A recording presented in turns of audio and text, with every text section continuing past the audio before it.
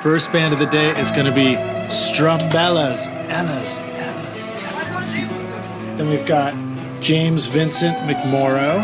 We have Twin Limb, Will Dorado, and Glass Animals. I think the next band is about to hop on, so we'll check back with you later. All right. Cheers, rock stars.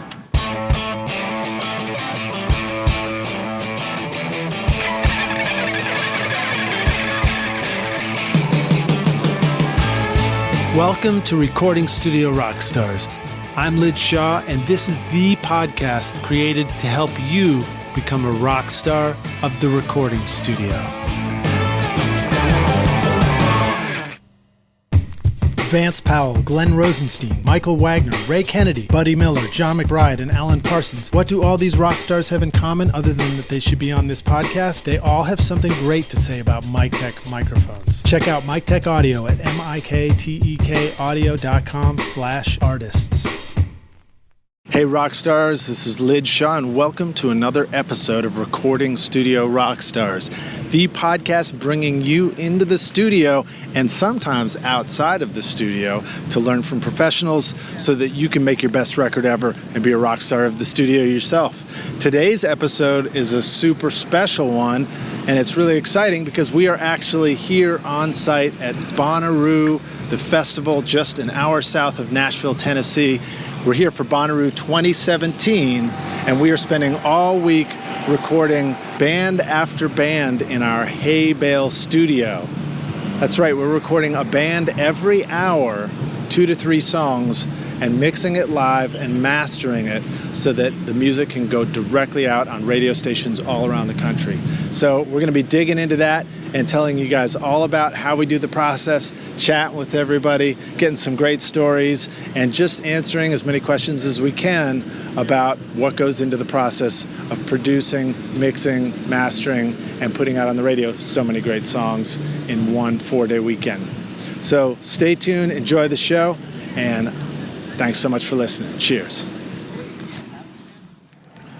So I'm standing right here with Mr. Michael Hardesty, a.k.a. Megahertz, who is my head engineer for the studio, the Bonnaroo Hay Bale Studio. How you doing, Michael? Good. I got a half a kind bar in my mouth right now. I waited until he started chewing food to start asking him questions. But I thought I'd see, dude, what you want to say about let's talk about our process for just one sec, man. What do we do, man? What do you do with the Hay Bale Studio here? Basically try to get a mix that is as close as possible so that when I hand Lidge the headphones, he's not angry.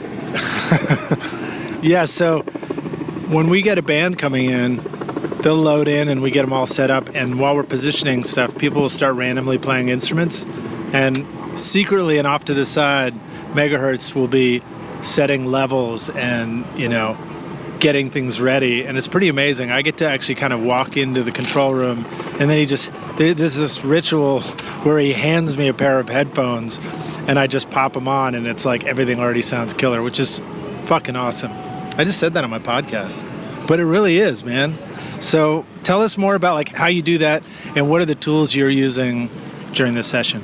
Yeah, sure. So the biggest thing is my eyes. As soon as I see someone hitting a drum, as soon as I see someone playing on the keys, then I know that I have to be able to hear that. This year we're using the PreSonus Studio Live 32 Series 3, which is an amazing console. We actually just walked out of a session where it saved our butts big time because we had a very unique setup, and I was able to save and recall a scene from the last couple bands.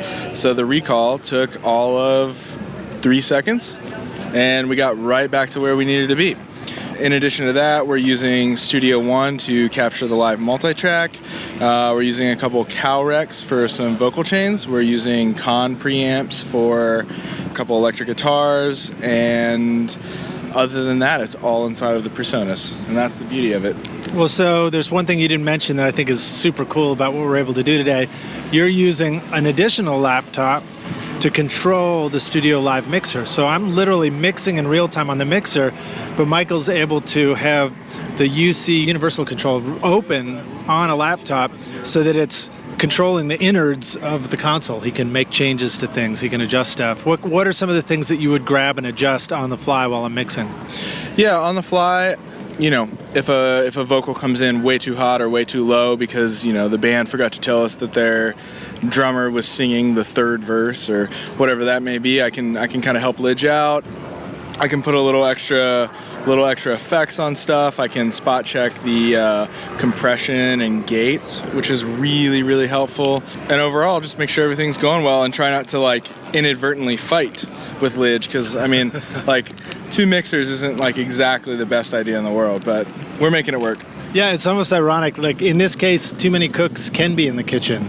That's what's cool about this. Yeah. So, for example, what's cool is I'll be up mixing, and then on the Fat channel, I can only see so many things at once, and I'm seeing the things that I want to reach for, like effect sends and the low cut. Although mostly I set the low cut and the EQ before we're rolling. I don't adjust it too much on the fly. More I'm doing level changes and effects and things like that. But Michael can be using megahertz. Sorry, I called you Michael. You can be using UC on a laptop and looking at all the settings for the gate and stuff like that. Also, let's talk about, you figure out how to, if there's no compressor on, pop a compressor on to the mix while I'm mixing. Yeah, so as long as you kind of have a pretty good understanding of where your unity gain is between the input and output, or the gain and threshold, depending on which compressor you're using on this console, we can really if the vocalist was sound checking at a tiny, tiny whisper and then they hit the chorus and they're like, whoa, then I can pop on a compressor and level that all out for them. Yeah, I think that's a good point. So I think the next band is about to hop on, so we'll check back with you later. All right. Cheers, rock stars.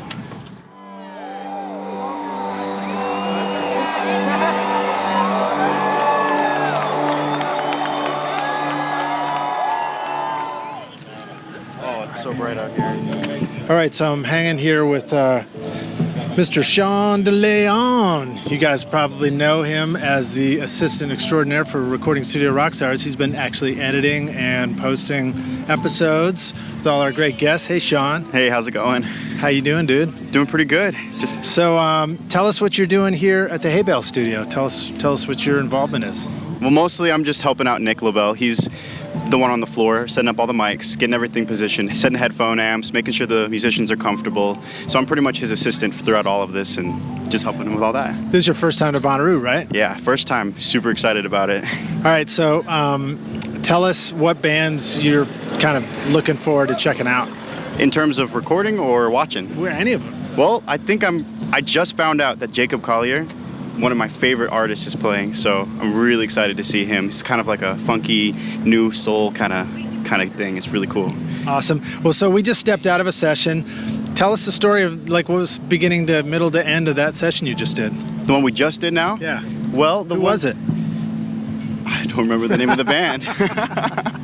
Oh yeah, it was James Vincent McMorrow. Nice. Yeah. That band was fantastic. So tell us about loading in with them. How does this start? Well, there was a bunch of people, that's for sure, and they basically, everybody wanted vocals. So I think there was about 5 vocals on there. So we did the lead vocalist, who was by himself, and then we had a pianist who was singing as well, and then the drummer, I believe, was singing, and then the bassist was singing, and who else was singing? The guitarist. There was a girl who was playing guitar as well, and she was singing too. So when they walk in, is it super clear right away who's going to play what and who's singing and everything? Absolutely not. We just wait for you to go in there, Lidge, you to go and ask them what the instrumentation is, and so we pretty much just follow your lead from there. Awesome. Rockstars, you can probably hear the Witch stage in the background because we're outside the Hay Bale right now. It's a gorgeous sunny day. There's clouds up, and I'd almost call them, no, they're not quite Simpsons clouds, but they're pretty close, I don't know if you know the clouds from the beginning of the Simpsons episode. But yeah, so those guys come in, we get them all set up, and then what happens? What do you have to do? What about headphones? Do people use headphones? Oh, absolutely. Well, actually, take that back. The band just before this band, they didn't even want headphones. They were all happy just playing acoustic, playing with a cajon, just working with each other in the room. But the last band particularly, they wanted some headphones so they could hear each other. So I just go in there and I ask them if it's a good level and just bring it up. And if it's too loud, bring it down. It's super easy, actually. Right on. We just got some unexpected guests on our podcast because they're idling their golf cart right here. How are you guys doing? Great. How are you? Good. Is this your first time at Bonnaroo? It is. No, it's not. And what band are you with? You guys look like you're with the band. James Vincent McMorrow. Oh, that's right. We just recorded you just now. You guys were awesome. And how about this dude in the back here? Oh, I'm Rory. Hi. How are you doing? How's it going, Rory? It's going good, man. I just found a green inflatable sword, so my day couldn't get much better. I mean... Right on, man. Do you mind us using your quote about the green inflatable sword on the podcast? Not at all. I recommend them to everyone. Right on. Well, have you guys played on the stage yet, or are you about to... We're about to bring it over. We're bringing the stuff over now. Megan's going to keep us safe. Absolutely. All right, well, have a great show, and thanks for being unexpected guests. There goes the golf cart. All right, so Sean, you got it. Those guys, they were settled. That was the very band. Mm-hmm. Well, actually, that was the crew for the band hauling off with all the gear. Tell us about the actual process of sound checking and getting the band settled. What do you know about that? Well, I know that Michael Hardesty is working on preamps and everything, so he's basically making sure that he can get the levels up to a certain point where you can work with it and mix with it. And once he set that up and once you've gotten that mix dialed in, that's when we really focus on the headphones, because there's no point in just, turning up the headphones at the beginning. It's just not going to go anywhere. So you get the mix, and then at that point, if they really, really need something, we do an extra more me send on the console. And, right, and we've got actually auxiliary sends. We have like different mix matrix. No, let me see. What are we calling them? We're calling them, matrix mixes for the headphones. A, B, C, D, and you have a box out on the floor labeled A, B, C, D, right? Yeah, exactly. And we actually tried to use a iPad app, but it was a little more difficult than we thought it was going to be. So in other words, it didn't work at all. It didn't work at all. Well, we got a lot of cool stuff going. So whatever. I think we had an old iPad on that or something. How about once the band kicks off? What are you doing out there on the floor?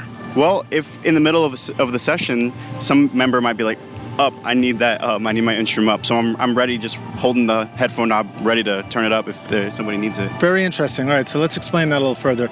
You said a band member says, I need my instrument up. Yeah. And what do you do to turn his instrument up? I turn up the headphones. That's it. Because in the room, the amps actually influence what they're hearing. So the headphone mix isn't what you're sending them, because it's, they're right next to their bass amp or right next to their guitar amp. So if I turn up the mix, then it'll bring up everything. Yeah. So essentially what you're saying is you're not just, if the bass player's or the guitar player's, I can't hear myself. Usually it's like the keyboard player, right? Because it's a direct instrument. Yeah. If the keyboard player says, I can't hear the keys, the guitars are too loud, you're not just bringing up the keys. You're bringing up the whole headphone volume to their headphones, because 99% of the time, that totally does the trick, right? And they're like, oh, Absolutely. Great, now I can hear myself. Yep.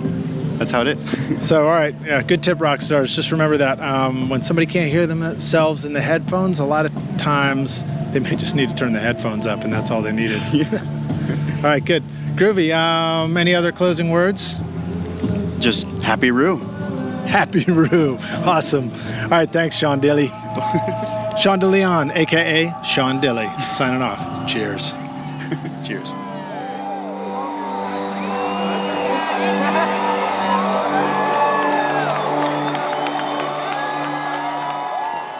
Hey guys, Sean here in the studio. I'm here with Mr. Nick Lobel. How you doing, Nick? Oh, hey, what's going on, Sean? Oh, I'm just that was like a sneak attack. Start the interview, catch you on the wrong foot. That's how we do it here in the studio. No, I'm doing good, Sean.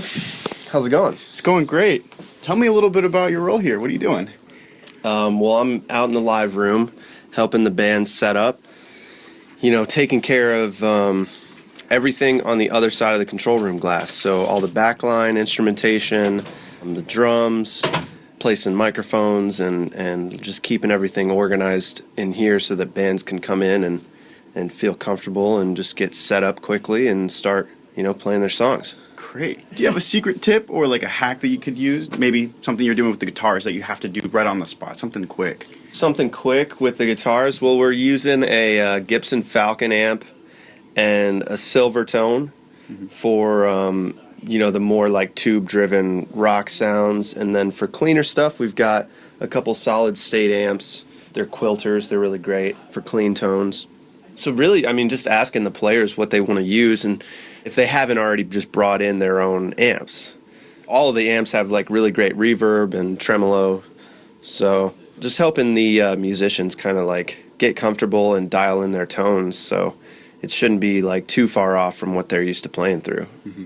I know we're in a very small space, so it's kind of tough to get everything in there and not have leakage on other microphones. can you kind of go through the microphones and the process of how we isolate the drums here in the studio? Sure. So the mics on the drums are AKG D112 on the kick, SM57s on snare, top and bottom. The toms are Mic Tech PM10s, I believe. And then we've got Mic Tech CV3s for the overheads. Great. And then as far as like isolating the kit a little bit so it doesn't bleed into all the other mics in the studio, we have some baffles around the kit. Just basically like big packing blankets on mic stands. And we kind of like barricade the kit like that. Nice, man. Yeah. Well, let's jump over to some acoustic and guitar stuff. How are we micing up the vocals with an acoustic guitar? The acoustic sets are usually Lewitt mics. Got some really great Lewitt tube mics that we tend to use on vocals. And then a Lewitt condenser, the Lewitt 640, is really great on acoustic guitars. So yeah, those are generally what we're using for acoustic stuff. Cool, man. Hey, well, I appreciate you answering some questions. Thank No problem, you. man.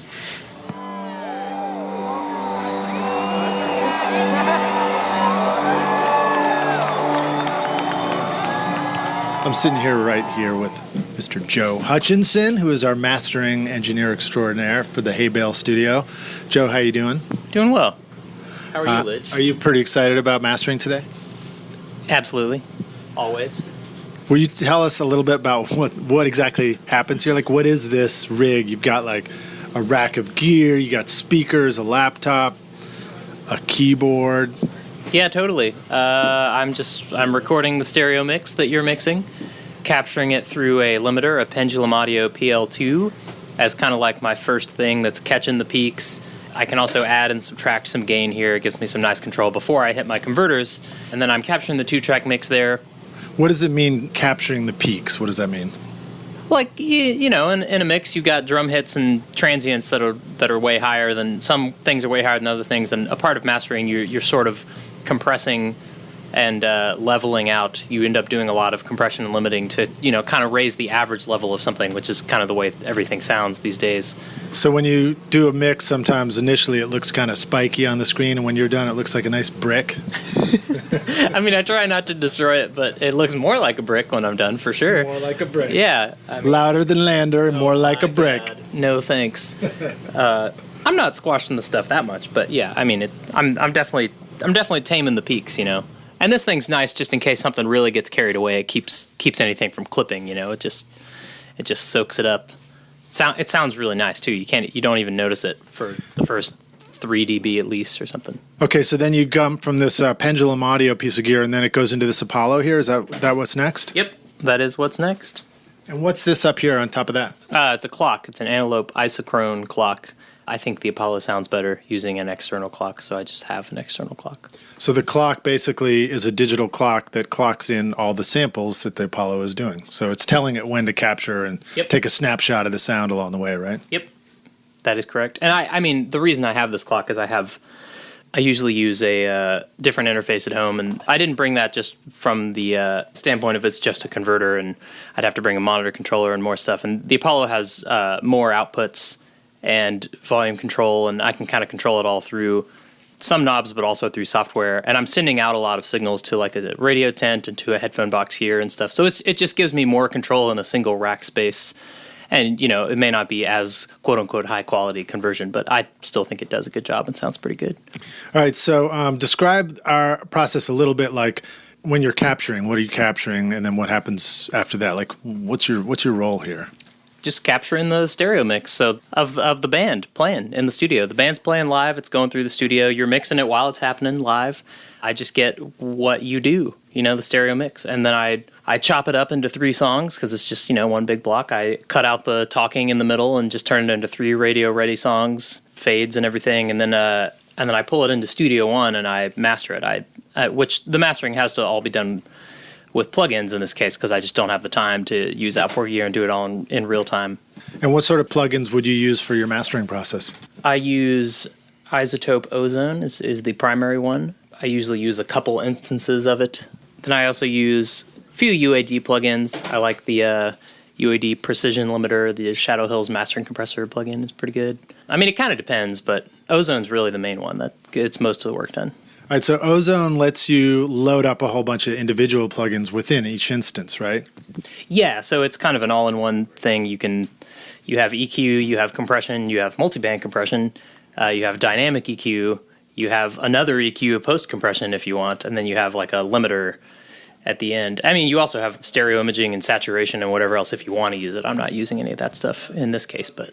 Nice. Is that sort of a typical scenario? The way you describe those plugins in order, is that, would you start with that template on each song for the Hay Bale Studio? Yeah, so after the first band or two, I do set up a template once I get an idea of how things are coming across and how much I need to raise the level, that sort of thing. So that way I can just drag and drop a plugin on and it gets me ballpark there, and then I just make EQ tweaks and compressor tweaks based on that. But yeah, it does end up looking like that most of the time. And then what about the UA plugins? Where do those go in a chain when you're mastering?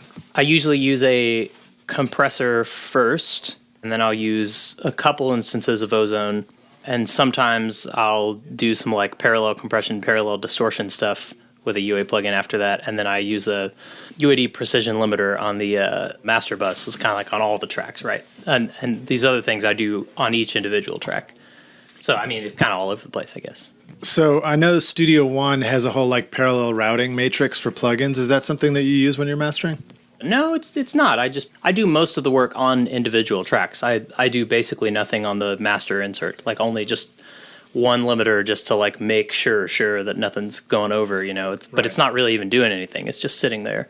I also do it that way so that I can listen to reference tracks without actually limiting or compressing the reference tracks through the master insert, because there's not necessarily a great way to listen to reference tracks. But I mean, this is the way that I do it. It works out. So you take a reference track, load it up into your Studio One. This is called the project view, right? So it's you can use it for mastering, and then those tracks, if you press play on them, they're not going through any plugins. They're just playing straight out. So you can see here. I know that people listening can't see, but I have this UAD precision limiter on the master bus, but it's just set its output to minus 0.2 and the input is plus 0.1, so it's not actually doing anything. It's just there, right? So yeah, I can listen to reference tracks without actually doing it. I mean, technically they're passing through the plugin, but they're not being reduced at all. And you're not EQing. You're not messing with the master reference track. No, because I want to hear what they say. By the way, Rockstars, that's the sound of the AC unit kicking on and off in here while we're in the hay bale control room. So we have to keep this place cooled down because we're in the middle of this hay bale field, and it's like what? Today's pretty nice, but it can get up to 90 plus outside, right outside the hay there. Well, awesome, dude. Thanks, Joe. The Masters, day one, we've already done. Stuff sounded fantastic yesterday. Yeah, I think it went pretty well. Who are some bands that we have recorded or that you're looking forward to that you're pretty excited about here at Bonnaroo? Let's see.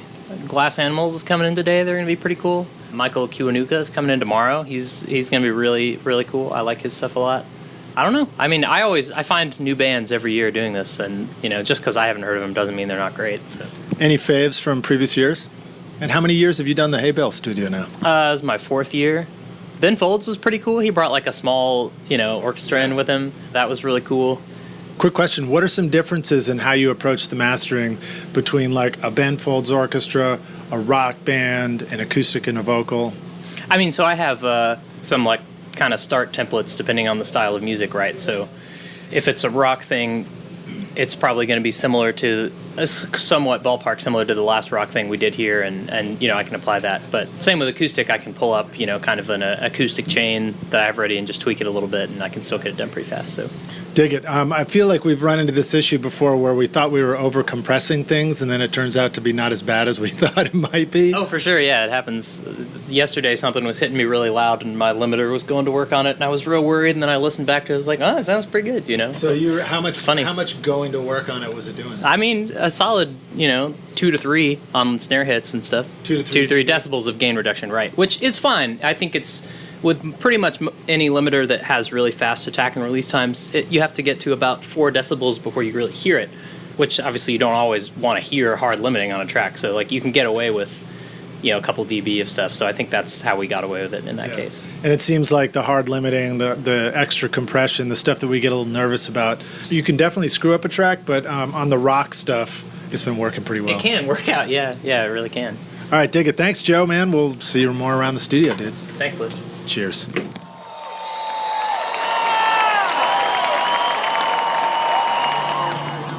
This is a sneak attack right now. So what are you trying to do? I'm trying to get you some more followers. Some more followers? Yeah, so what I'm doing is I'm going and I'm looking at hashtags like hashtag Bonnaroo, and I'm going to go like a bunch of people's stuff. And a lot of times when they see that you liked it, they'll start following you. And I might even go and start following random people, maybe some cool people, so then they'll follow you back. You've gotten a lot more followers just in the past couple days. Look, you're at 900 now. That's awesome. Yeah. So I have to say, I'm glad somebody knows what they're doing. Yeah, I'm working on it. So Addie, who are you? My name's Addie. Nice. I'm the intern. Well, one of the interns, I guess, but I'm hanging out here at... No, you're the intern. Okay, you're the intern. most important intern. Cool, yeah. I go to Florida State University, and I just finished my 3rd year, so I'm doing my internship now. I'm a commercial music major, so this is a pretty cool place for me to be. Yeah. Yeah. And so what are you doing when you're here at Bonnaroo with us? I'm the social media coordinator, so what I'm doing is taking pictures and videos and posting all that stuff on Twitter, Instagram, Facebook, and a lot of times I'm doing live Facebook videos or posting in the Instagram stories so people can see what we're doing, like in the moment, or I'll do recaps of, like I just posted a recap of day 1 from yesterday, so everything we did yesterday, and what else did I do? Well, that's awesome. Now, are you doing this because you have a deep, strong passion for social media and you're studying social media and that's your big goal? Yes. I love social media. Oh, come on, let's be honest. What are you going to school for and what did you come for your internship for? All right, well, I'm going to school for commercial music, so I don't exactly know what I want to do yet, but I am really interested in being in a studio and working in a studio and being around musicians. I'm a musician myself, so I love playing music and all that. But so why are we doing social media? What's the deal with this? Why do we have to worry about this stuff? so that people can see what you're up to and you get more followers and people know who you are and get your name out there. It's a good way to get bands in your studio, huh? Yeah, that too. Yeah, exactly. It's a great. And it's kind of fun. Yeah, it's pretty fun, I'd say. I'm having fun here. Well, you're doing an awesome job. So Rockstars, keep an eye out for it. Addie's made some super cool montage videos about us setting up the studio down here, and she's shooting live from the studio. We'll include links to all that stuff in the show notes for show. Oh, show. Now, tell us a little bit about what your take is on Bonnaroo. Like, what's weird? What's the weirdest stuff you've seen here? Well, last night was the first night that we actually got to go out into Bonnaroo. And it's like a bunch of people dressed in three-piece suits and being very conservative looking and not talking. Yes, I totally did not see a naked woman last night. I really didn't. Like, for Did you really? sure. Yes, like I a did. fully naked lady walking around? She was topless. She had like a long skirt on, but she definitely didn't have anything on top. And she was totally comfortable with it. Like, people were just like talking to her like nothing was up. It was, whatever. People do their thing here. I feel like it's a no judgment zone, Nice. Did you go see any music?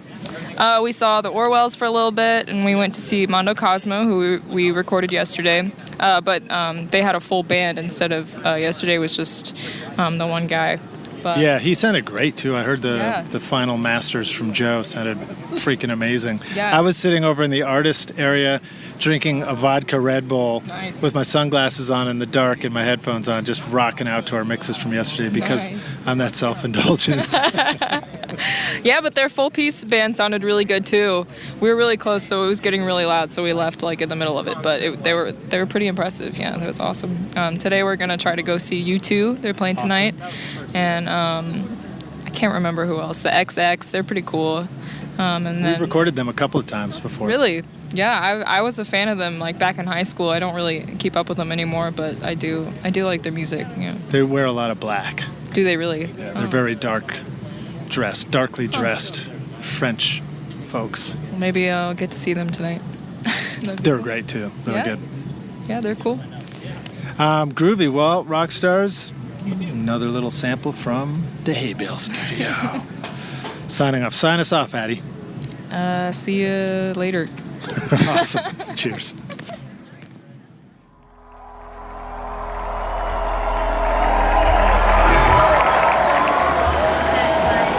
I'm just waiting in line now at the Artist Catering, where they've got incredibly delicious food, healthy organic stuff. amazing chocolate cake, and they've got a juice maker and an espresso machine. So it's pretty cool because it really helps us kind of keep energized for hours and hours of recording here. So it's cool seeing him hanging out with all these real rock stars here, of course. One day I could find myself sitting right next to Wayne Coyne of the Flaming Lips, while I'm eating lunch here. So it's a really cool scene, and glad to be taking a break. Probably get myself a nice apple, carrot, ginger juice to take back to the studio before I get back to recording. So I'm sitting here having lunch with Mr. Justin Hamill, DJ extraordinaire, who I've been working with here for years at Bonnaroo, and I thought we'd ask Justin a little bit about when we do these recordings, where do they go? What's the whole point? So Justin, tell us who you are and like what the point of these recordings are. All right. I'm the program director at Radio Bonnaroo, I guess. I run that. So kind of schedule all the hosts and everybody that takes over FM station in Manchester for 5 days.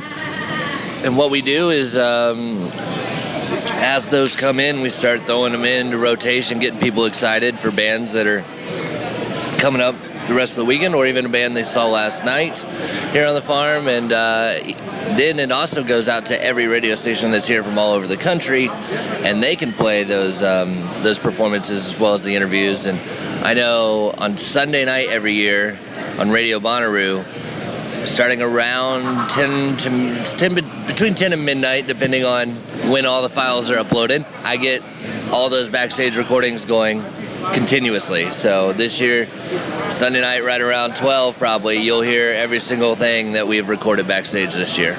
Right on, dude. I have to say that is super exciting for me, and it's really flattering. And as we were just discussing, when tickets went on sale for Bonnaroo this year, Lightning 100 actually played nothing but our Hay Bale recordings over the last 12 years for 24 straight hours on the radio station. So it's pretty incredible that we've actually been able to do that much content together and play that. Tell us, though, like, what's the connection between a band that comes into our studio and then the radio station somewhere else in the country? Like, why do they want this recording? How does that work? What's it like if we make a great recording? What's the point? I mean, to me, it's giving the fans of that band some really cool new content they didn't have before. And two, I think it's a great way to expose a lot of these radio people to these artists, because every year you're picking between stages. You're going to have 3 bands playing at the same time you want to go see. So you might not have been able to catch one of these bands, but then you get these backstage recordings and are just blown away. It's happened to me every year. I find a band that was just like, oh my God, that's incredible. So I think it's amazing for that. And then I think it's cool for the listeners out there as well to kind of hear something a little different, because as records go, they can be super polished, and not that the recording sessions aren't, but there's not necessarily that gigantic production value for like arena rock, like that kind of stuff that goes on. Usually it's a little more stripped down, something a little more intimate and intriguing, and showcases an artist as a legit artist. Because if you can do it stripped down, full band, but just in that element, I feel like that is way more impressive than what you can do tricks-wise in a studio when you're actually putting together a full album or something, Yeah, so no edits, no auto-tune, right. no loops. Well, sometimes we get loops in there. But so who are you excited about seeing here at Bonnaroo? What are some bands here that you're pretty thrilled about? Well, I went and saw Alan Raymond last night. He's out of Canada, and really cool vibes. I enjoyed his set. But coming up, Kevin Morby. I really like Kevin a lot. So I think that's going to be a cool one. There's this hip-hop artist named No Name, and she's incredible as well, like doing real hip-hop, not mumble rap or not anything I don't know. She's just good. You know, the band that you were turning me on to, Internet James, last night, right? So you were showing him, it was on our TV back at the party compound here, the radio compound, and I went running out and went and caught his show, and he was great, man. It was totally awesome. Yeah, he played for like 20 minutes, but it was really good, you know. I'm a big hip-hop fan, so there's some solid, like, smaller names on it. Obviously, Chance is here, and that's going to be amazing. Who's playing tonight?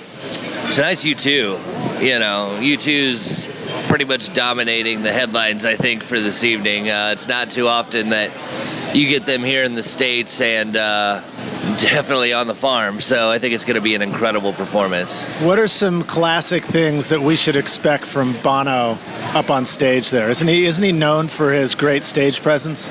I think so. I've never seen him live, so I can't really speak to it, but I'm assuming there's probably going to be some political messages and there's probably going to be a lot of jumping around and him just running back and forth on stage, because it seems like he's a pretty energetic front man. So yeah. Maybe a pair of sunglasses too, you know? Yeah. All right, awesome, dude. Thanks so much, man. Yeah, thank you.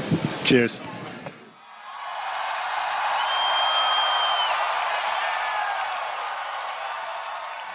How you feeling today, Lidge? I'm feeling good, man. I just finished having lunch. It was delicious. I ended it with a chocolate chip cookie. Ooh. And some fresh coffee. And we're ready for our first band of the day. Who's coming up? First band of the day is going to be Strumbellas. Ellas. I thought James was coming in. Nice. Yeah, let's see. Who else is coming after that? Then we've got James Vincent McMorrow. We have Twin Limb, Will Dorado, and Glass Animals. So That's excited going to be for pretty this. cool, right? What do we know about Glass Animals? Anything? That they're awesome. They're good. They're good? Yeah. All right, cool. They're actually pretty famous. Are they as famous as we are? I don't think anyone's as famous as we are. Nice. Awesome. All right. See you there, rock stars.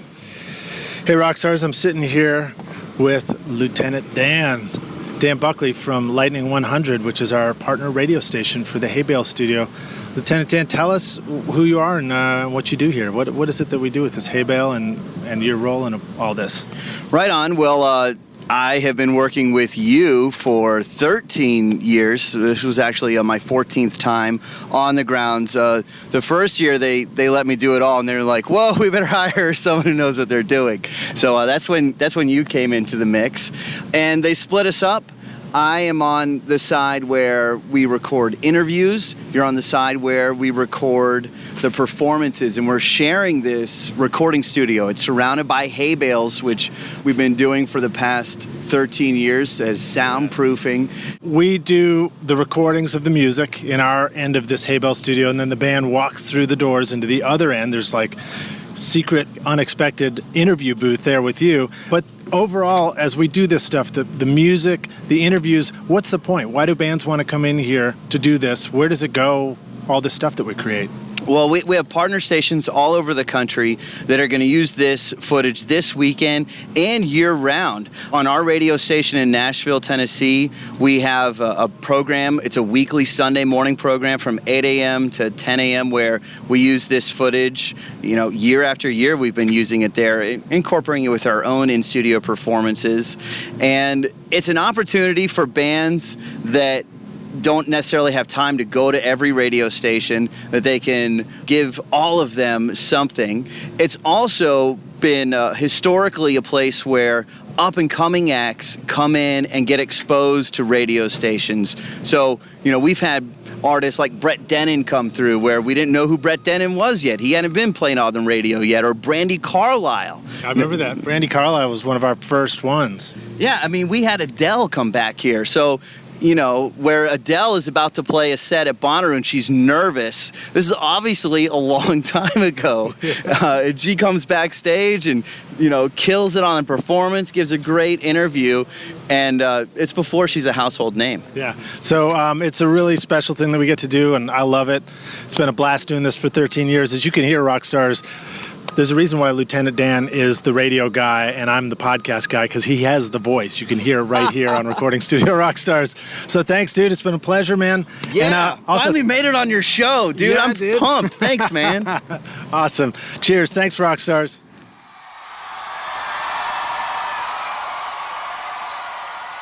What's up, gang? I remember this table. This is like the exact same spot where we always get great quotes from everybody. Right next to the AC unit? Yeah, AC unit. What's the kookiest thing you've seen so far at Bonnaroo? Yeah. How about some kooky stuff out in the festival? There we go. I haven't walked out there yet. At all. Just been working my ass off in the studio, man. How about you, Sean? Did you go out to see any shows? You see any kooky, wild stuff out there? Yeah, there was a dude who was like crawling around on the floor, and then he like took his jacket and put it over his head and was like waving like a dinosaur. It was really great. He was so great. What about you, Addie? What did you see out there that was kooky and weird? Have you been tempted to get any glow sticks and throw them around at people in the crowd? Somebody handed us some, and we stuck them in someone's backpack. And that was it. Sean Dilly, did you just say I have a glow stick in my pocket? That might be a little too explicit for this podcast. Yeah. PG, bro, PG. So, Michael, a.k.a. Megahertz, what have you seen that was kooky out there? I saw a drum circle. It was very intense. They were very serious about their drum circle. What made it look so serious? Well, you know, if you are committed to doing a drum circle with EDM drops in the background, that's like next level pro drum circle. Well, there you have it, rock stars, straight from the picnic table at Bonnaroo. Peace. Hey, rock stars, I want to thank our sponsor for this episode, Mic Tech Audio, right here in Nashville, Tennessee. Mic Tech is a maker of awesome microphones and recording equipment. Whether you're looking for a simple plug-and-play USB mic or a high-end condenser tube mic, Mic Tech has you covered. Mic Tech is the only mic I've used for this podcast, Recording Studio Rock Stars, and nearly 100 episodes. You're hearing my voice right now on the Mic Tech Procast SST. Thanks to you, rock stars, for listening, and to Mic Tech Audio for the sound of over 350,000 downloads. Check them out at mictechaudio.com. Cheers. Well, rock stars, the dream is coming to an end. 2017 Bonnaroo Hay Bale Studio has finally wrapped up. Our last session was finished Sunday about dinner time, and everybody's out sort of checking out the last bit of music, and I'm just kind of pacing around in the studio listening back to mixes from over the weekend. We got a ton of amazing stuff recorded. I mean, so much cool stuff. And they're all bands that I didn't know before a lot of the time, you know, like Lucas Nelson, Kevin Morby, Bad Sons, Michael Kiwanuka, who I actually have recorded here at the Hay Bale in the past, back in 2012. Lucy Dacus, River Wireless, Creature Comfort, Ruben Baidez, Waker, Greenski Bluegrass Band, Milky Chance from Germany, Tucker Beat Hard, Aaron Lee Tastian, so much good stuff. Wells, Mountjoy, Twiddle, the Strumbrellas, James Vincent McMorrow, Twin Limb, Wildorado, so and Glass Animals. So great, cool variety of music. We had full bands in here sometimes with a couple of electric guitars just ripping it up, and then we'd have acoustic guitars, maybe somebody just singing and playing acoustic guitar by themselves. Just such a cool variety. And so just an exciting, great, fun weekend. But I thought I would take this last bit here to kind of talk about how I mix this stuff and just give you guys a little bit more of a walkthrough of the inside of my mixing console in place of the jam session. If I was to ask myself the jam session question, I would say, Lidge, what was holding you back at the start? I would definitely say that, honestly, each year, just the fear of being able to put the whole studio together and pull it off with so many people relying on me is the thing that holds me back. And this year, I did something new and different. So we had been through many challenges in the past of bringing a big analog mixing console. We've brought SSL consoles. We've brought my Soundcraft console.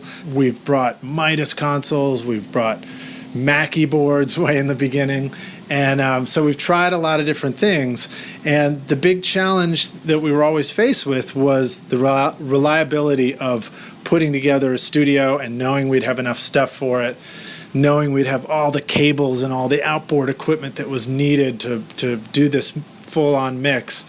and getting down to the last minute and then discovering that, something's missing. Like we didn't have the D-sub cables. We didn't have enough special turnaround cables, or the mixing console we needed was somebody drove a forklift through it on the airport tarmac as it was getting shipped to Nashville. And we've experienced all that stuff. And so I just thought, how can we simplify this process? How can we come up with something that is reliable, that allows us to put the studio together and not have so many what ifs at the last minute? So this year, I actually approached PreSonus, and I had been pretty interested in and fascinated by what I'd been learning about Studio One. I have a PreSonus interface, the HD interface in my studio that really sounded great.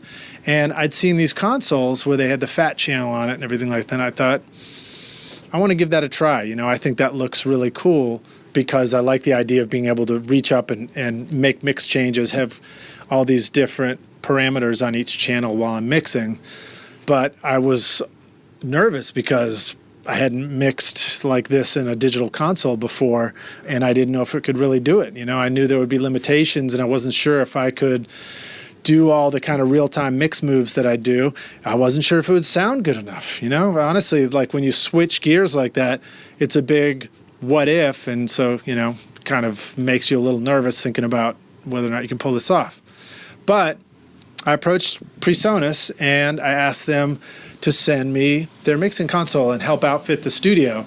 So they sent me the Studio Live 32 Series 3 mixer, which I've been talking about on the show. I've shown pictures of it and stuff, and I will include photos of our setup and everything in the show notes with a description of how exactly I mixed all the stuff here at the Bonnaroo Hay Bale Studio. And it turned out great. It turned out so awesome. I'm sitting here listening to all these mixes back, and they just sound punchy. They sound clean. The low end sounds solid as hell. We didn't have any freaky, weird buzzes. We didn't have cables giving out on us or anything like that.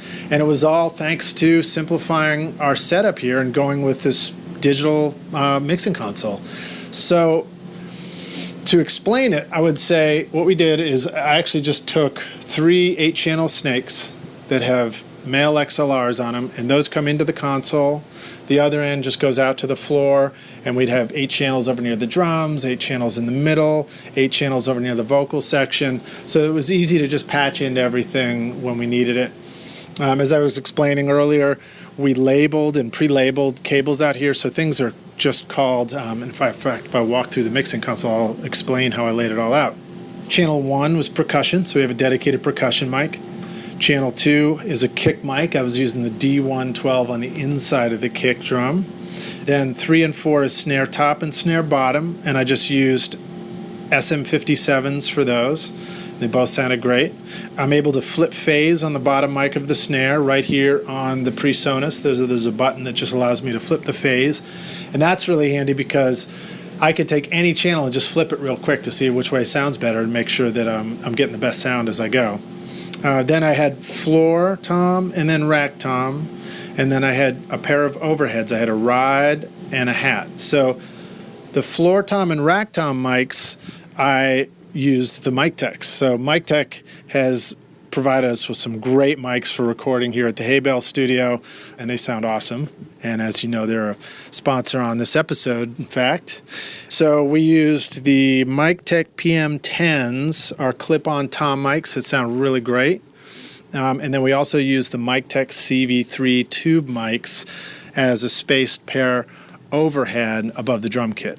Another cool thing we're using here is the Triad Orbit stand. So we have, I'm gonna butcher the model, but I believe it's the O2, gives us the flexible double arms on top of the stand, and I think the stand was like the T3 because it's got 3 components in it for extra height. So this is a really rock solid stand that lets us put 2 tube mics on it easily.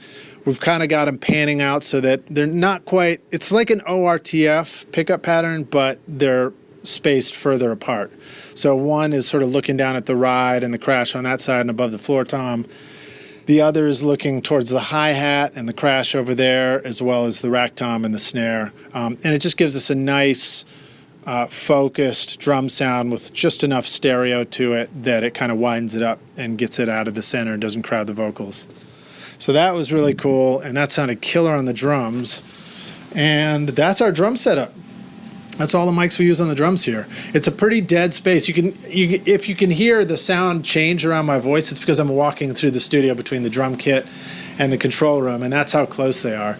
The control room where I'm sitting at the console looks through the glass out towards where I can see the full band, I can see the drums, I can see all the musicians.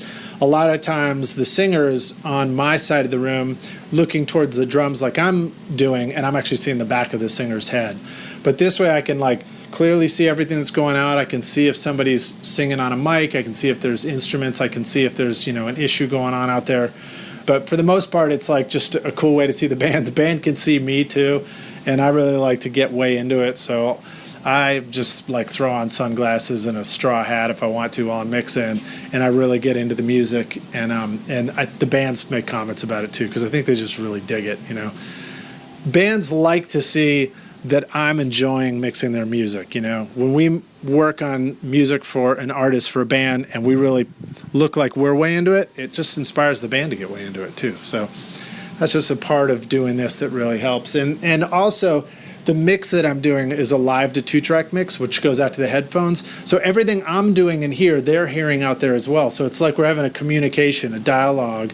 If I bring up the slap echo, if I bring up the reverb, the spring reverb and the plate and stuff like that and throw their voice into it for certain notes in the chorus, they're hearing that and it's helping to inspire them too. Hopefully it's not screwing them up. A lot of times if a band, well, not a lot of times, but sometimes if a band hears me do something and it's not right for their vibe, they'll make a comment and they might make it right away. Like Margaret Glaspie last year, 2016, she immediately was like, oh, no, I like my voice totally dry. So we were just like, great, bam, mix it totally dry. It sounded freaking amazing. And I don't know that I would have done that if she hadn't said that she did want no reverb, no echo, no anything like that.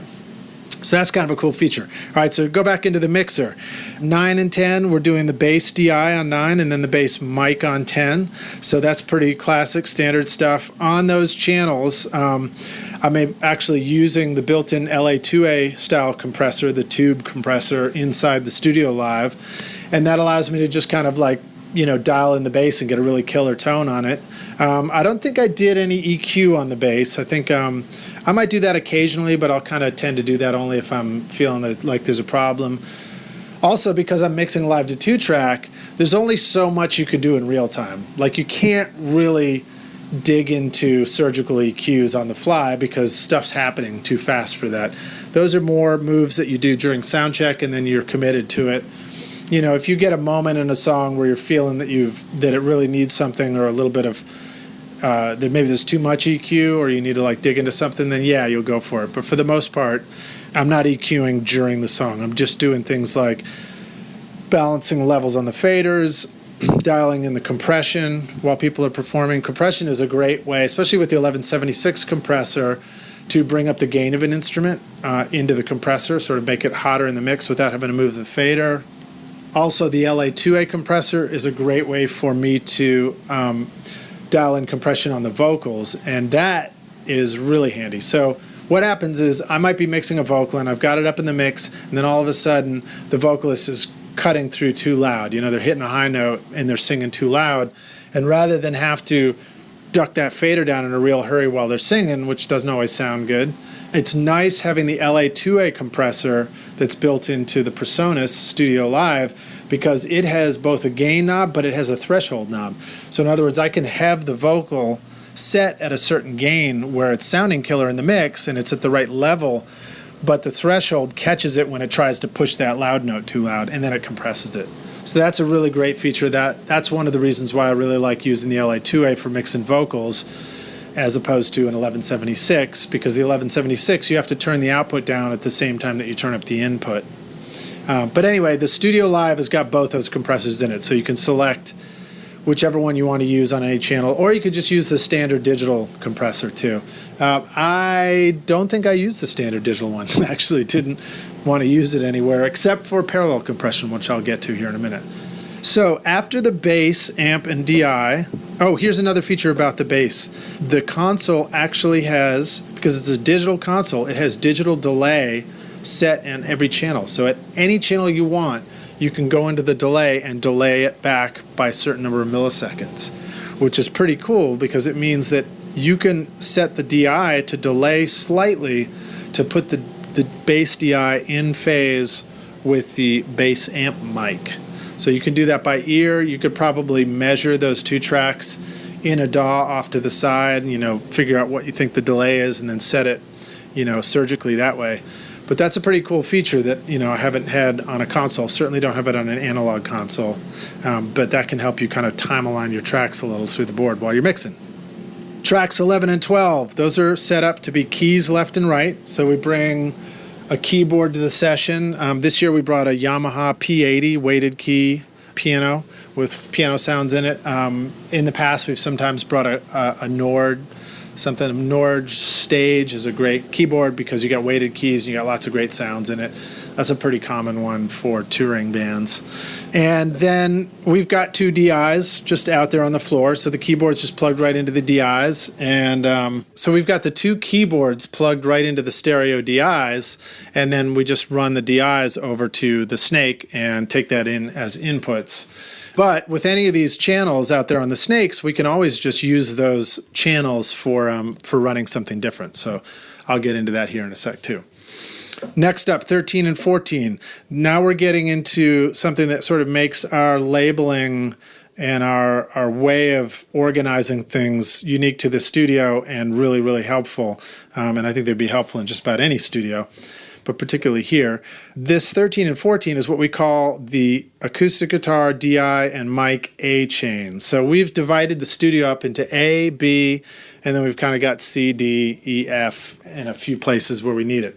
But what we do is we have, for A and B, because a lot of times we'll have maybe a couple of singers and then a couple of backgrounds, we just split it up to where I'm looking through the glass from the control room. So on the left is anything we would call the A chain, and on the right is anything we would call the B chain. That way, all my panning makes sense on the console. I'll just pan stuff to the left and stuff to the right so that it's easy on the brain, thinking about what goes where and which side of the room things are on. But we'll do an A chain that has the acoustic guitar setup, is the A setup. We've got VA for vocal A. We've got also the BVs. We actually do background vocals A and B, and those would be, back towards the bass and the drums. We'd put the A mic on the left-hand side and the B mic on the right-hand side. And also the electric guitar amps. We'll do the same thing. We have E guitar A, E guitar B, and those would be on the left-hand side of the room from where I'm seeing in the control room, or the right-hand side. So that makes it really easy. So when a band comes in and they're like, all right, we got two guitars, we got keyboards, bass, drums, I'm singing, he's singing, everybody else is going to need a mic, and there's a saxophone player or whatever. Then all we have to do is just go look out at the room, and I'm like, all right, guys, let's do A chain on this side. Let's give him the B chain. And then they just know that means they need to grab the vocal mic. They need to, if it's acoustic, they're going to grab the acoustic A chain acoustic and the acoustic A chain DI, and it's all really straightforward, so we don't have to over communicate about this stuff. And then same thing, if the BVs are going towards the back of the room, they know that the A goes over on the one side and the B goes on the other, and that sort of thing. And then if we need extra inputs and we start running out of things, they might not bring the acoustics, or they might not have keyboards, but they might have all these other instruments that need to get recorded. Those guys will just tell me, they're like, oh yeah, the saxophone is on acoustic B, mic input. And that's all we have to say. So we don't even have to worry about which number on the Snake that is, which can get a little bit confusing. This just makes it a little easier. Everybody has the same language about the way everything's laid out and what goes where. So to just kind of keep moving down, we had the keys left and right. Then we had 13 and 14, the acoustic guitar DI and the acoustic guitar mic. 15 and 16, we have the acoustic B, DI, and mic. And then 17 and 18 are vocal A, vocal B. And then 19, 20, background vocal A and B. And then 21 and 22 is electric guitar A and electric guitar B. And we just sort of arrived at that arrangement over the years and have stuck to it rather than change things up a whole lot. I guess there's plenty of reasons why we could do it different, but this works out great. It's like the percussion, the drums and the rhythm section with bass are all on the left-hand side of the console. Toward the middle of the console where I'm standing and mixing are all my vocals, which are really important to have close by. And the electric guitars are right near the vocals too, because I'm going to want to have to ride those a lot. You know, those are important to have them up loud enough and also be able to turn them down in the middle of a mix. So that's what's going into the stereo bus. Now I'm going to talk a little bit about what else goes on behind the scenes. On the right-hand side of my master fader, with the Studio Live 32, on channels 25 through 29, I'm returning the effects. So this mixer has 4 built-in digital effects in it. They've got a vintage plate, they've got a delay, and then they have sort of a digital reverb effect. And I can't remember if there's a 4th one, but those are the 3 I'm using. So I have it set up where my first fader here is a plate where we can do some pre-delay and we can do long, sort of a plate wash, which is stereo, which is pretty cool. And then 26 is my delay, and we set that up as just a mono delay return. I don't need stereo necessarily. I just want a mono delay, and I'm using up here in the center of the console, there's a tap tempo button. So I use the tap tempo button to tap in the tempo of the delay while the band's playing. And that's super handy, and that allows me, you know, as the band changes tempos to have the echo, you know, I could have a fast slap or I can have a timed delay that happens and goes with something, and I just do it all on the fly. I'm never looking at, you know, numbers for any of that stuff. Oh, there goes the AC again. Never looking at numbers for any of that stuff. I'm just simply tapping things in by feel for that delay. So that's super, super handy and a great feature of having a tap tempo delay. And also just a great feature of the Studio Live board because that tap tempo is right dead center and you can see it flashing at you in time. And then the next one on there on 27 is the room effect. So that's the digital reverb that's built in there. And I set up kind of a medium short room, sort of I think it was a bright room sound. And what I did is I just flipped through different patches until I found one that seemed to match the sound of the space in here and sound real good to me.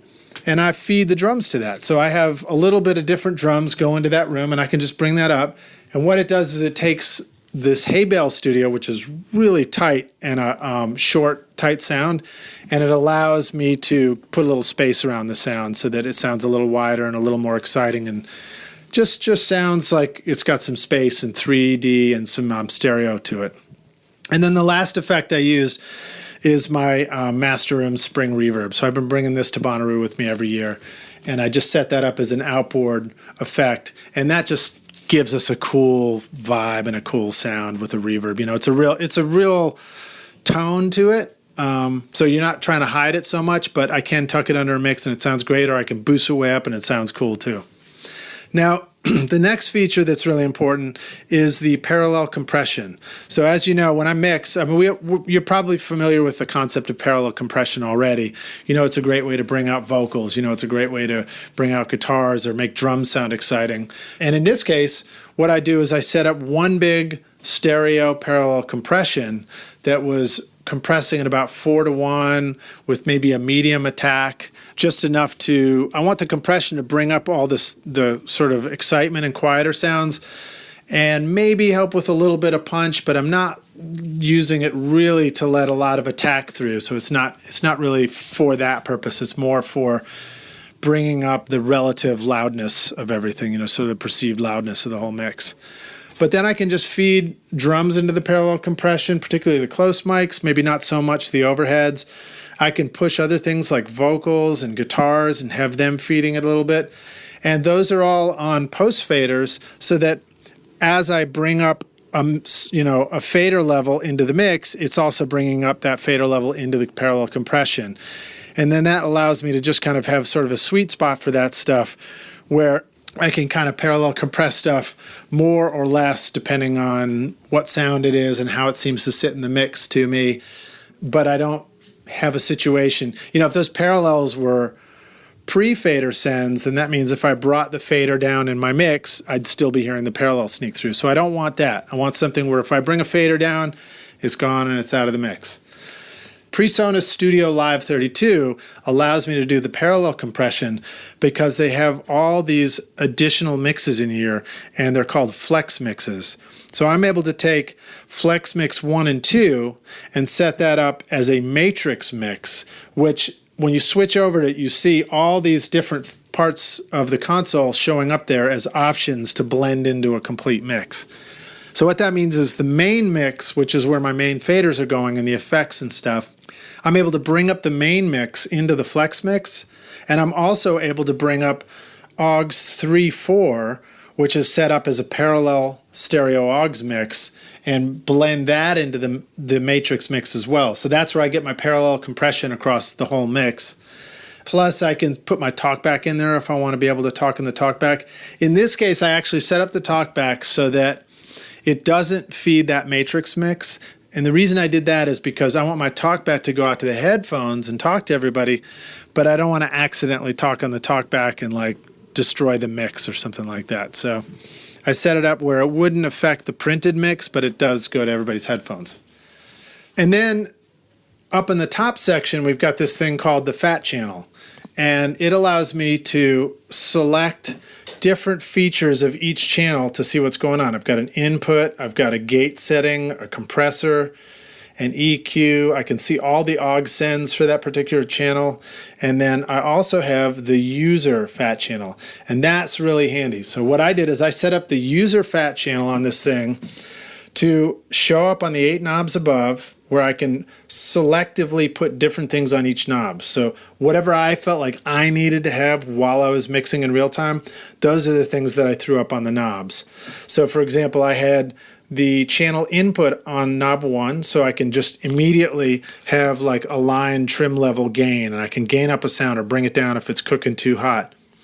Next one, I set it up to pan, so I could pan left or right, put my panning in the mix, because it doesn't have pan knobs down near the faders.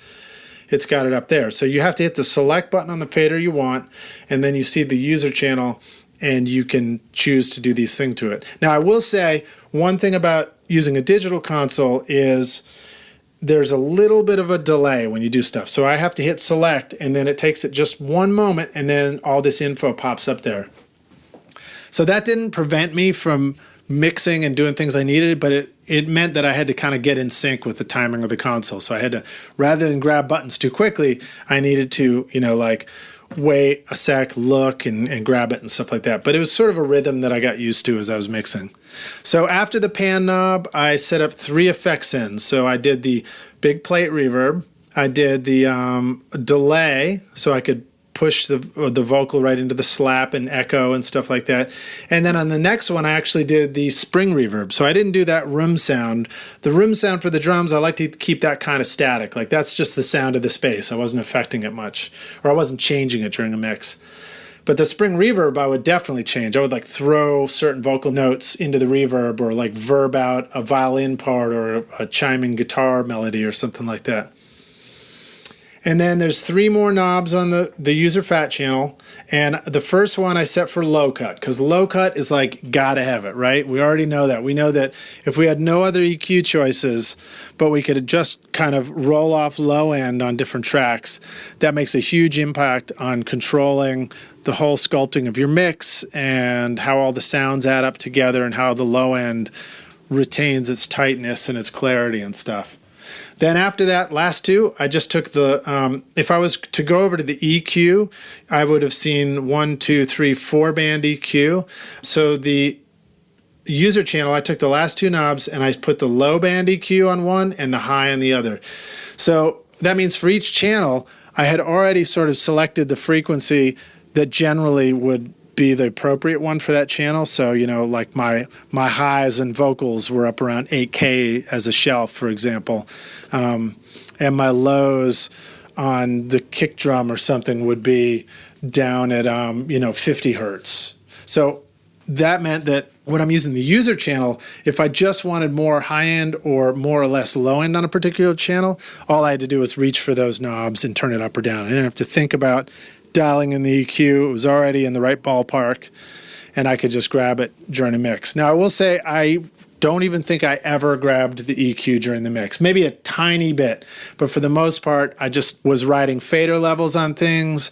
I'm writing a lot of effects. I'm tap tempoing, and I'm bringing up the delay into the mix and stuff like that. And I'm like throwing things into the spring reverb and into the plate reverb as I go. And not only that, but if it's hard to like get to the individual channel and bring up those sends on the effects, I actually bring up the master return faders. Let me see, is it the returns, the AUX inputs? So those are the AUX input returns to the console for the effects, and I actually just ride the master fader, so the master effects fader. So that means that like a lot of times if I just want more reverb or more echo, sometimes it's easier to just bring back the return of those effects and boost them up in the mix for a while and not worry about exactly which instrument is feeding it. Because with open mics and things like that in the room, if somebody gets loud and I want to hear that thing hitting the reverb more, it's probably showing up in a vocal mic. So if I just boost that fader, I'm going to hear it on the vocal mic. I'm going to hear that instrument hitting the reverb. So pretty cool. I think that kind of covers everything. The Matrix mix was leaving my console, as I was explaining before, on an Ethernet cable, going over to Michael Hardesty, aka Megahertz, to the Studio One V3 rig. So that's it. It's literally just an Ethernet cable plugged right into my Mac Mini, and that's capturing it into Studio One, multitrack and stereo mix, which came in very handy. I'll explain that here in a second. Oh yeah, one thing Michael noticed on this that was very cool about Studio One is he discovered that if you're already rolling, and he noticed, because he doesn't take all 32 tracks in, or in our case, actually, typically we take 22 tracks is what I listed, and then 23, 24 we might take on a certain song. But rather than record all 24 tracks every single band, even if nobody's playing on something, he selects all the instruments that are actually getting played, plus a stereo mix, and records those in. But what he discovered is that if he was already rolling and he discovered that, oops, I forgot to, arm the track for the electric guitar, you can actually arm in Studio One in real time. You can just arm that track and keep rolling, and it'll capture it. So kudos to you, PreSonus, for that one. That's a nice feature. Then also, Michael, like I said, was controlling with UC. He's controlling the inside of the mixer while I'm mixing. So if I'm bringing up the kick and the snare mics and, mixing the drums, there's no way during a live mix that I'm going to be able to get to the gate, for example, and tweak that gate and make sure I didn't screw that up somehow if I'm gating the kick drum and the snare drum. Because I'm busy already writing faders and effects and I'm in the groove. But he was able to do it from his laptop off to the side. He can go in and scope things out and check them. Or if if the input level on a track was getting too hot, I might pull the fader down and feel like it's still hitting the mix all right and not notice that it's about to crunch the inputs of the mic pre. But he can adjust the mic pre level on the fly to make sure that we don't get overs on our multitrack. And of course, I'm going to instinctively already bring up that fader and compensate. So that's a thing that we've learned about our process, is that we don't really need to overthink it. If he just makes a change and I hear it, I'm going to compensate for it because I'm listening to all the elements of the mix while it's happening. So he doesn't need to ask me if it's okay to do something. He just does it, and I go for it. Now, the analog signal from our mix was coming over and going into Joe's mastering rig, which we talked about too. And he was recording it in that way through limiters on the pendulum if you wanted to, just a little bit of safety. And it sounded killer. And then there was only a couple of times, I think, where the analog was just too hot coming to him. The level seemed to be pretty hot coming out of the back of the console. And all we did was just go and grab the digital version of it that Michael had captured in Studio One, fly it over to Joe afterwards, and he had something to master with. And then there was one time where we were recording a band, and the electric guitar that was a big featured sound of this particular band, he was doing solos, and I just had the levels too low in my mix. It was a little too buried. And I felt like I couldn't quite judge where it was supposed to be, or I couldn't get the tone right. So I had it too low, and he commented. And so all we did was we took our mix from Studio One, and then we took that one guitar track and brought it over to Joe. And at the mastering stage, all Joe had to do was just re-blend in that guitar mic and just kind of set the level a little better and give it a thicker tone. and it sat right in there beautifully as a great killer guitar solo level. So I didn't even have to remix it. So that's a great feature of that, and one of the things I really like about working this way.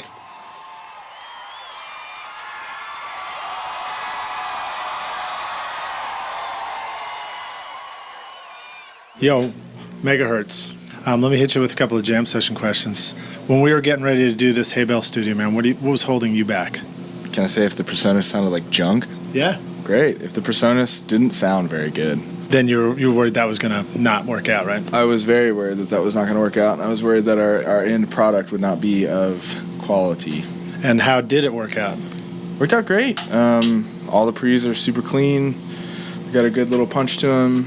Didn't have to worry about any of the normal technical issues we have to deal with when we're, connecting a ton of analog gear. And I think the flexibility of the console made everything go a little bit more efficiently this year. Sean Dilly, how you doing today, dude? Doing fine. How are you doing? Good, man. You need a hug, brother? Did you get enough sleep? Yeah, I think so. Yeah? What was holding you back for this Bonnaroo Hay Bale Studio? Me? Yeah, probably you. Honestly, not much was holding me back. Yeah. I think the biggest problem was how small the space was and being crowded. So trying to actually help and not be in the way, that's the only problem that I had. Well, I think you did a good job of it, man. You kicked ass out here, so. Hey, Nick, you mind if I ask you a couple of questions while you're doing this? Sure. So, dude, when we were starting this out, man, what was, holding you back as we got started for the Hay Bale Studio? What was the thing that felt like an obstacle for you, you weren't so sure about? Just not having Frothy Monkey here every single day. That was definitely an obstacle I had to overcome. What's Frothy Monkey? That might weird people out just hearing that out of context. Just like Nashville coffee shop. So last year they had, they just had a vendor booth in, we could just go and get free coffee. I love coffee. You love coffee? Yeah, it's a struggle without coffee. Nice. It's a huge struggle. Hi, Addie. How you doing? Can I ask you a couple of questions? When we were doing the Hay Bale Studio here, what was holding you back at the beginning? What do you mean what was holding me back? Holding me back from what? From just doing this, was there anything that was kind of making you nervous, feeling like it was making it hard for you to kind of get started with it? Yeah, spending a whole week 24/7 with all guys. There are literally no girls here. What about Elena, who is booking the studio for us? I mean, she's cool. I like her, but she wasn't around a whole bunch. So it's mostly just you hanging out with a bunch of dudes. So that's that is a very, very legitimate comment, especially for a woman in the recording world. What is your thought about all that? Do you see that as an obstacle to you doing recording, or do you see that as something that needs to change? Both. I feel like a lot of places are still really sexist about that kind of stuff, but also I think it needs to change, and working on that. I think it doesn't scare me at all. It doesn't bother me. I just see it as something that I can do, and I'm going to make it happen. Nice. I like that. I think there are a lot of women who are listening to this podcast that are going to be thrilled to hear you just say that, Yeah. as I am too. So, Joe, tell us, man, what was holding you back at the start of Bonnaroo Hay Bale Studio? What do you mean? What was holding you back? What was the obstacle? What was the thing that was making you feel like you weren't sure we could do it? I don't know that I was ever unsure we could do it. This is the fourth year, and I felt pretty confident about it for the past couple of years. I mean, it's still difficult. Like when it starts off, it always, for the first day or two, it kind of sucks, and then I'm just like, man, I don't know how I did this last year. Like, I can't work this fast. I can't do a good job in 15 minutes. I just don't know how to do it. Wait, I don't think we got to talk about that. What do you mean by fast? So to describe the speed at which you're doing what you do. A band comes in and records and then leaves all within an hour, and then the next band is starting to come in. So during the changeover period, which is, depending on the band, it can be up to 20 or 30 minutes, I guess, but sometimes it's like 5 or 10 minutes if it's changing over acoustic acts or something. Just like having to edit and master the songs in that time period before the next band starts playing can be pretty difficult. That's pretty amazing. So I'm mixing it in real time, which feels fast, but you're actually mastering it in faster than real time. I mean, sort of, yeah. I usually get to listen to each song one time, plus, like another tidbit of it. So I probably would say that I master it basically in real time as well. Cool, man. Awesome. All right, so now how about something that was a good story of a failure for you this week? Good story of a failure. I mean, I had Waffle House every single day, sometimes multiple times a day. It felt like kind of a dietary failure. All right, man, that's the best answer I could have hoped for. Waffle House Rockstars is scattered, smothered, deep fried, whatever. It's just it's diner breakfast, and it's a top-notch experience, but it's not necessarily top-notch food, right? Yeah, I would say that's speaking the truth right there. All right, now how about a story of a failure for you this week? I'm going to have to mirror Nick on this and say my eating habits were just absolutely atrocious. Everything else worked out really well. Nice. No technical issues besides the toilet. Yeah, you kind of wrung out the technical failures before we got started, didn't you? I think so. Yeah. I mean, we did like starting up the consoles kind of stuff. Yeah. That was the only thing, is just making sure when you have a bunch of digital gear connected via AVB, you just got to make sure they're all talking right. And I feel like on Wednesday, before we started our sessions, we turned on and restarted and shut down everything in multiple different orders to make sure that when we did turn it on in the right order, everything would recognize each other. How about a failure moment? Can you share a story about a failure for the Hay Bale Studio for you? I guess communication between Nick and I. Sometimes we'd take what you said and completely do it wrong. So I'd had to reset up the entire room or just place a mic on the opposite side of the room. But, I mean, we still made it work, so. Nice. How about sharing a story of a failure for you this week? Something that kind of is worth telling. I think the biggest thing for me this week was not getting out of my shell enough. I think I could have been much more open with the people who, I don't think I really took advantage of the fact that I was meeting all these really cool musicians and, actually taking the time to try to have a conversation with them. That was definitely something that I could have worked on a little more, but I'm not a very talkative person. I'm kind of shy. You did have a great photo op with one band, didn't you? I did. I got a nice picture with River Wireless. They were really cool. They were the first band we saw that really had beautiful harmonies and things like that. And that kind of music is the stuff that I listen to. When I'm just doing nothing, I love to listen to just soft kind of acoustic harmonious music, and that would I don't know, they mesmerized me. I love that. You mean soft harmonious music with dubstep as an underlay? Exactly. Yeah, exactly. Tell us about a big failure for you this year, or with the Bonnaroo Hay Bale, where something didn't go right. I guess my recording rig crapped out a time or two, and I had to get the files for Michael. That's kind of a failure. It's not totally my fault, but got a Pro Tools error while I was recording, and it's just it's freaking out oh shit, what happened? And then it turns out being I get the files and it all ends up being fine. But I mean, I did have that happen a couple times, and then the files got corrupted when I tried to import them, and I thought there was something squirrely going on. I mean, that's probably the only really bad. I got behind a couple times, I didn't finish before the next band started, but that happens every year. So. All right, so how about an aha moment for you this week? Is it that maybe you shouldn't have eaten at Waffle House? It's maybe that. Maybe after 8 straight times at Waffle House, you start to feel it. Anything out here on the floor? So, Nick, you've been responsible for all this music happening out here, all the backline, drums, bass, guitar amps, and vocal mics. Any aha moments about that kind of thing where the workflow kind of clicked for you? Well, I think just touching base with the band and seeing what they want to do and making sure they're comfortable. It's a little bit hard to get into that mindset when you have to set up mics, you have to run cables, and it's easy to forget okay, they're here and they're trying to play music. It's pretty important that they're comfy and feel like we're listening to them. How about an aha moment for you this week? Something where you're damn. Now I get it. Damn, now I get that Studio One is a really great DAW. I had accidentally put all 24 of our tracks in record, and it was like just a solo acoustic. And my aha moment was being able to arm and unarm tracks while we were in the red. Nice. So you're able to turn tracks off and save space while it was rolling. Exactly. All right. Well, now how about an aha moment? Was there something that kind of clicked for you doing this? Yeah. Once I realized the setup, like left to right, A to B, and how you guys organize the studio, that's when it clicked. I was like, I totally understand what's going on. Nice. So keeping it simple and not making it a whole bunch of numbers that were crisscrossing everywhere was easier. And probably the color coding didn't help, so. That's right.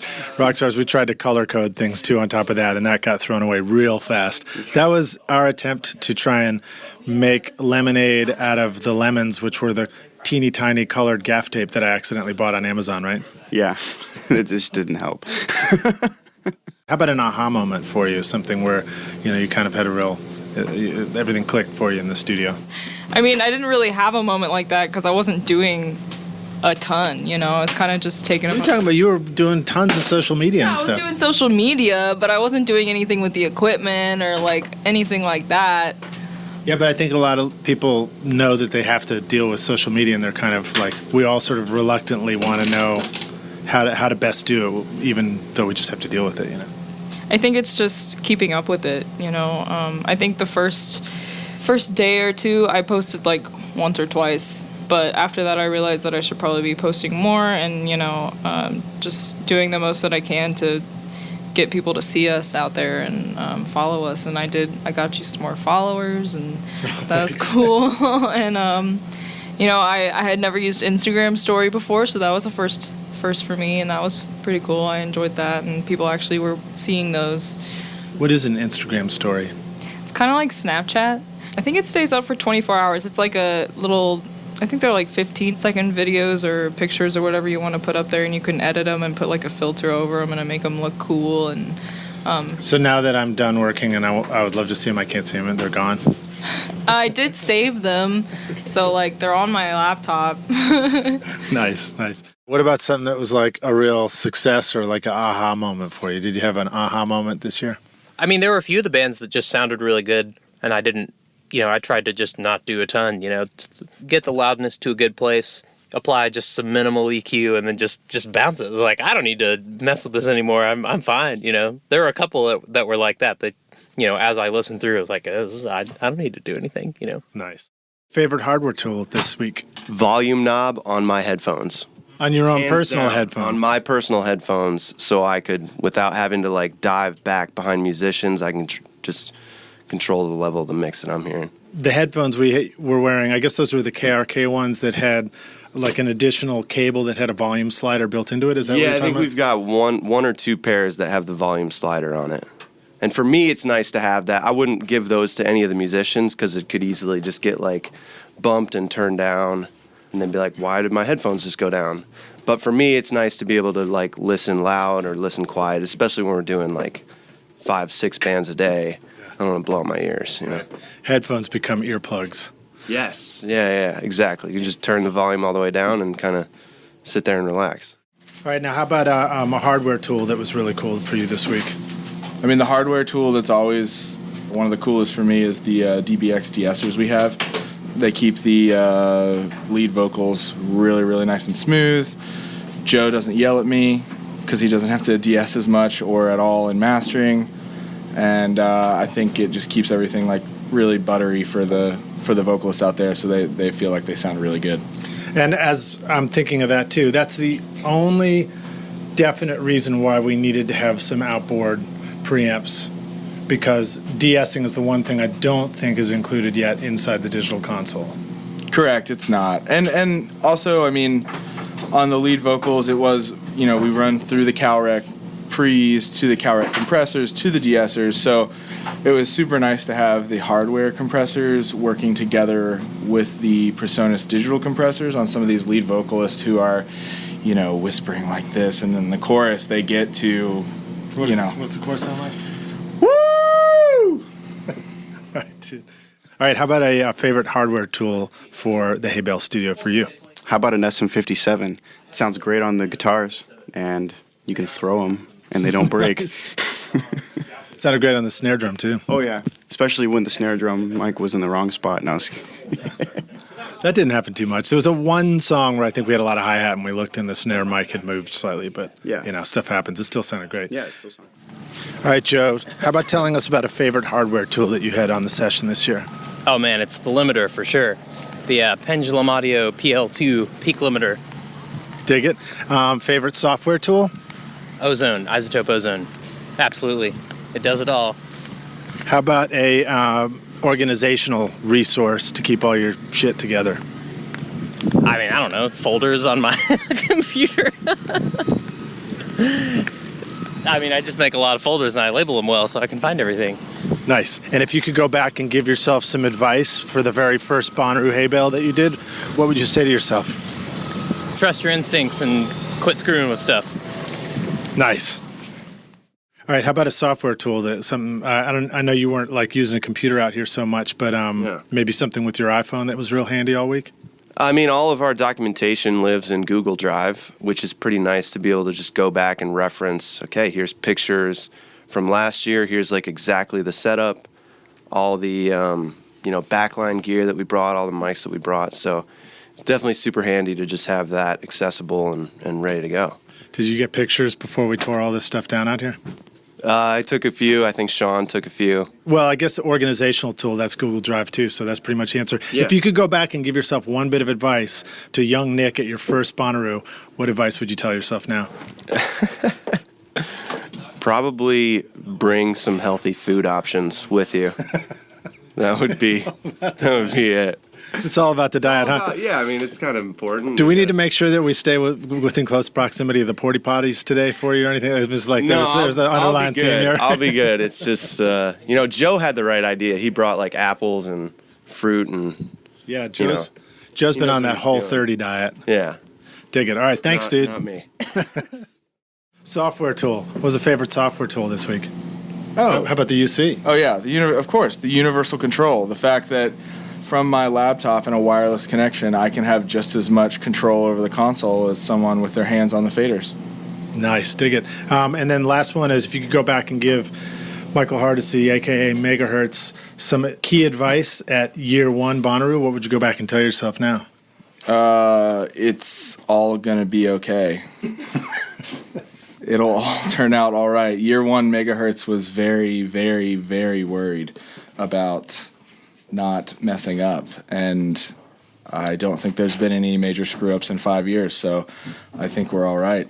Yeah, nobody's died yet from our recordings. No one has died or changed career paths due to our recording, so. Dig it. All right, thanks, dude. Yeah. Appreciate it, man. You rock. All right, now how about a favorite software tool for you? Well, I actually didn't use any software, so nothing relevant to the Hay Bale Studios necessarily. Nothing at all? What about anything on your phone you were using all week? I used the voice memo app to take podcast interviews. There you go. Very cool. Dig it. All right, and then last one is, how about a favorite organizational tool for you that helped this week? Sharpies and tape. That's it. Making sure that every single cable is labeled on each side so that whenever we're in the hustle, in the middle of everything, I can just plug it in right away and I know exactly where it's going and you guys know the input on the console. So, my awesome, favorite dude. thing is tape. Awesome. My favorite thing is tape. Thanks, dude. Nice work, man. High five. How about a software tool? Was there anything you were using software-wise on your laptop that was really helpful or in the phone? I was using iMovie to make that little video, and that was the first time I ever used that. And I picked it up pretty quickly. It was pretty easy to use. I had to ask Sean a few questions about doing some things, but I figured it out mostly by myself. And I'll probably use that again in the future. It's a nice, handy little tool to make cool videos. And my friends liked it. I shared it on my Facebook, and my friends really liked it. Awesome. And then, I think I noticed on your social media you were getting more likes than we were as a studio, which was pretty cool, pretty impressive. If you could go back and give yourself advice at the beginning of this, what advice would you give yourself now? Just talk to people. Make connections, like do what you can to really have a conversation with people, and because this may be my only chance to ever come to Bonnaroo or meet bands like this, and it was really cool, and I did talk to a lot of people, but I just wish I had done a little more. You're just getting started, Eddie. You're gonna be doing all kinds of cool stuff. All right, thanks. All right, it's Monday. We're getting ready to pack up the studio, and so I'm just kind of getting jam session questions from everybody involved, and I'll ask myself the very same questions. Or you want to ask me, Joe? Why don't you ask me? Sure, Lidge, what was holding you back at the start of this? Definitely what was holding me back is just massive fear that this whole thing is going to get screwed up, and somehow, even after 12 years of doing it really well, somehow I'm always afraid that we just won't be able to pull it off this year, you know? It was a fear to bring the new digital PreSonus console because we were switching everything up, and I wasn't sure until I got into it that it was going to work. So I did everything I could to make sure that it would work before we got into it. But still, like, you don't really know until you get a band in there and you just start doing it, and then you hear how it sounds, you know? How'd you feel about the PreSonus console? How'd it work for you? I thought it was awesome, dude. I thought it sounded totally fantastic. I was really blown away and surprised, man. I think we were all surprised, you know? What was a failure for you this year? Something that really screwed you up? All right, so that one's easy. Very first band, very first song, we were recording Wells, and they launch into the first song, and I start doing my little console dance back there, my mixing dance, and I'm hitting buttons, and I'm grooving, and I'm like hitting the tap tempo, and then I reach over to his vocal chain, and I accidentally hit the solo button, and immediately just killed the entire mix. Just killed the whole thing because our solo was soloing the actual mix when I did it. So I had to like wave, and I was like, whoa, whoa, whoa, whoa, on the talkback. Sorry guys, hold on.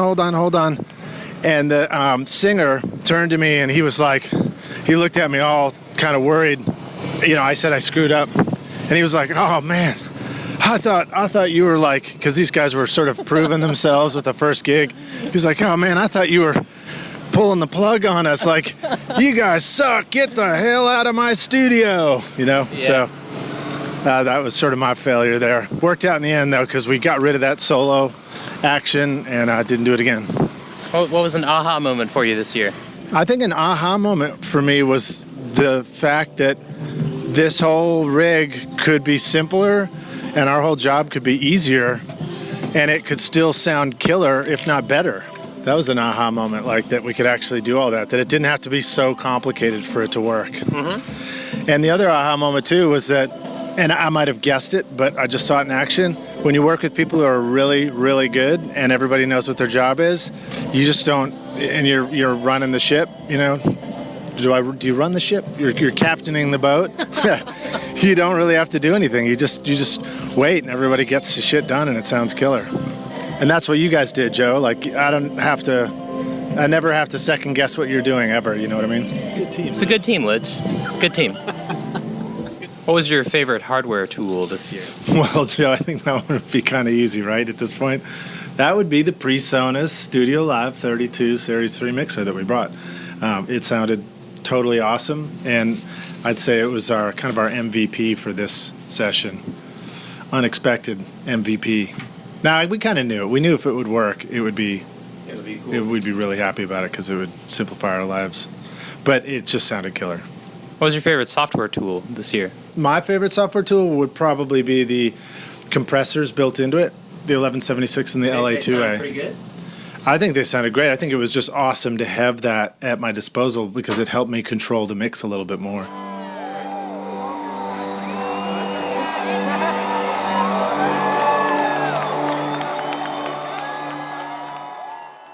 I think that's a great way to wrap up this episode of Recording Studio Rockstars. I want to give a huge shout out to my team right here at the Hay Bale Studio at Bonnaroo. Mr. Michael Hardesty is our head engineer. Joe Hutchinson is our mastering engineer. Nick Lobel as engineer in charge of the recording floor and all the live recording stuff. Backline and microphones. Sean DeLeon, the master of disaster, who was also doing the floor with Nick. This was his first year at Bonnaroo, and he totally kicked butt. Sean, Rockstars, you also know from being the editor of the podcast, so he's helping me get every episode out to you guys. He's doing show notes. He's making sure that we have all these angles covered and that you guys get a great show every time. So thank you so much to you for that, Sean. And then also a big shout out to our intern this year, Addie Prado, who's come up from Florida, and she came to her first Bonnaroo as well. totally kicked ass doing all the social media for us. And we have a great crew here. And then, of course, we have Lightning 100 in Nashville, Tennessee is our partner radio station that we do this with, as well as all the radio stations from across the country that air our music. Thank you so much for doing that. You guys are the reason why we're able to come and do this every year. And then Zach Altheimer, who organizes this entire thing and makes it happen, booking in bands and bringing them in. Elena, thank you so much for your help managing the studio and making sure that this totally kicks butt. And everybody else involved, you guys rock. Rockstars, thank you to you for listening to this episode. We appreciate you so much. We love you guys. We thank you for your time. Please make sure to like this if you're listening on Facebook and share it. Leave us a rating and review in iTunes if you enjoy this show and haven't had a chance to. Hit the subscribe button. If you're watching this on YouTube, hit the like button, subscribe to our YouTube channel, and hit the share button so that more people can discover it, because we're out there to try and help all of you make the best record you can. And best way for us to do that is to reach you and just thank you for your time listening. All right, Rockstars, talk soon. This is Lid Shaw signing off from Bonnaroo 2017. Cheers. Thanks so much for listening to Recording Studio Rockstars. If you enjoyed the show and want to help make it better, please leave a rating and review on iTunes to help reach more people.